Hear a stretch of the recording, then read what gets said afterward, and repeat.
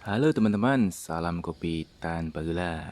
Oke, kali ini saya akan memperlihatkan bonsai kelapa yang tiba-tiba layu.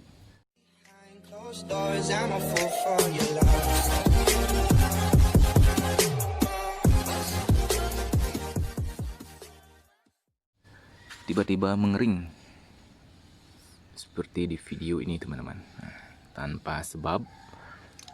Dan saya mulai bertanya-tanya kepada teman-teman senior saya. Jadi awalnya dia terlihat seperti ini teman-teman. Daunnya layu, lemas, tidak segar. Biasanya kalau daun yang segar dia itu keras. Lalu mulai saya pindahkan ke tempat yang teduh.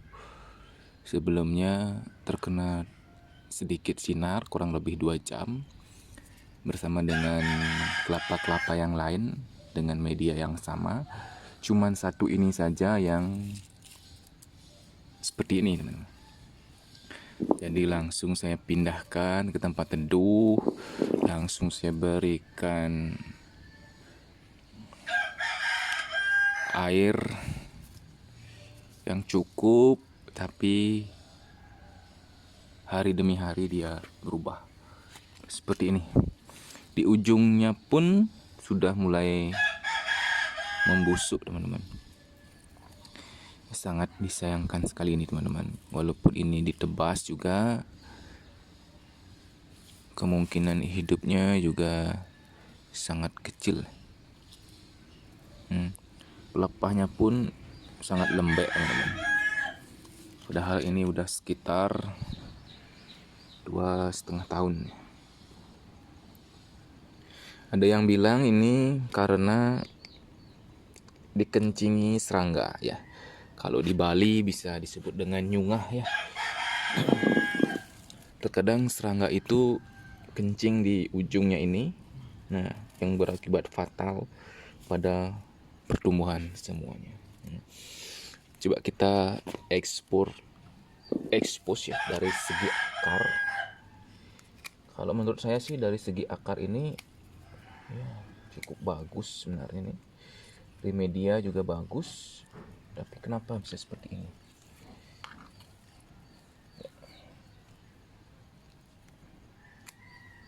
Jadi ini pengalaman pertama saya mengalami hal seperti ini teman-teman. Biasanya layu-layu biasa karena kekeringan saja, kita tambahkan air, ntar sorenya juga sudah mulai kembali normal. Jadi di sini saya gunakan moss untuk menjaga kelembaban akarnya.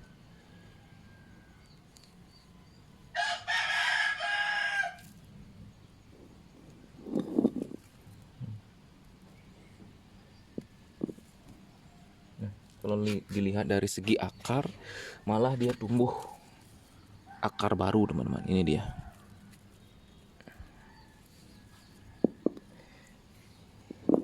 Tidak ada pembusukan di sektor akar ya. Ada akar baru dia ini. Yang sebelumnya beberapa saja.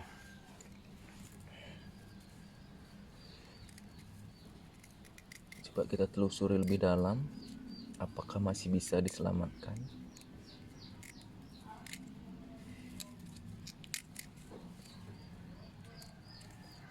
Nampaknya dia sudah sangat hitam. Jadi menurut saya ini sudah tak bisa diselamatkan. Membusuk dia. Kalau dari sini akar, coba kita akan bongkar dia. Apakah dia busuk apa tidak? Nah, kita akan coba explore akarnya.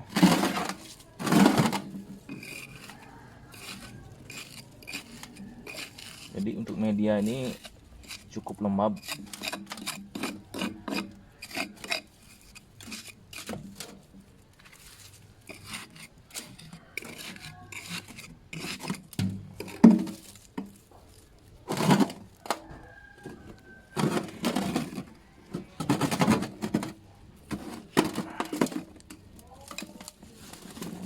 Nah, ini dia dari segi akar, teman-teman.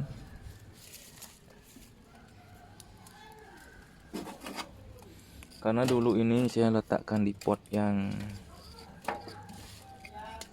kecil ya, yang mini.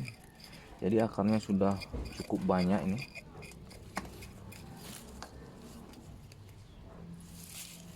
Nah, dari segi akar kita bisa melihat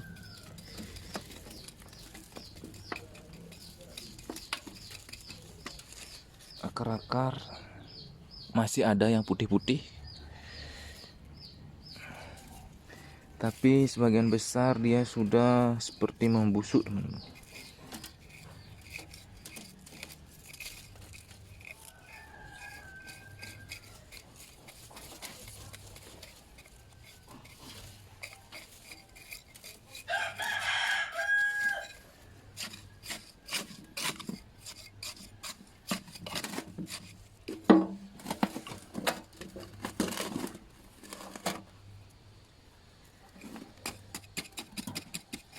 Untuk serangan dari semut tidak ada ya. Jadi ini sepertinya memang murni serangan serangga. Itu mungkin juga karena terlalu lama kering dia berakibat seperti ini, teman-teman. Jadi ini tidak akan saya apa-apakan. Ini akan saya biarkan seperti ini. Mungkin akarnya akan saya cuci, yang nantinya ini kering mungkin ya, bisa bertahan, dan mungkin saya akan jadikan koleksi juga untuk jenis yang mengering ya. Mudah-mudahan tidak membusuk. Jadi nanti ini akan saya jemur saja, dan nanti kita akan lakukan pemernisan. Jadi daunnya udah hampir semua layu nih.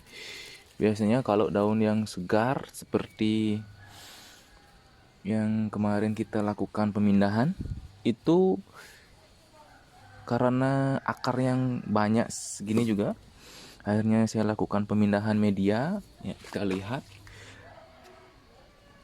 Jadi hasilnya dia aman-aman saja. Nah, ini dia contohnya, teman-teman. Nah, ini yang kemarin kita ganti medianya. Dia subur-subur aja, tak ada keluhan apa-apa, cuman di bagian bawah ada kutu-kutu putih yang menyerang, yang mengakibatkan daunnya berwarna bercak-bercak seperti ini. Jadi buat teman-teman, sebaiknya bagian bawah juga diperhatikan ya. Yang ini juga bonsai kelapa pertama saya yang saya olah dari daun yang tinggi, juga aman-aman saja setelah kita ganti media. Ini dia, tidak ada keluhan apa-apa. Daunnya pun segar ya, cuman mungkin ini juga kena kutu putih sedikit kemarin ya. Ini dia contohnya, dia harus dibersihkan atau diberi pestisida agar dia kembali bersih tanpa ada kutu putih lagi seperti itu. Nah, jadi ini masih menjadi sebuah misteri, teman-teman.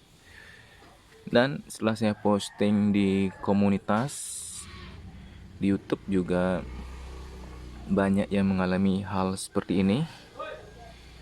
Cukup disayangkan ya. Jadi lebih berhati-hati sekarang untuk kedepannya menjaga bonsai kelapa, teman-teman, agar tidak terjadi hal seperti ini.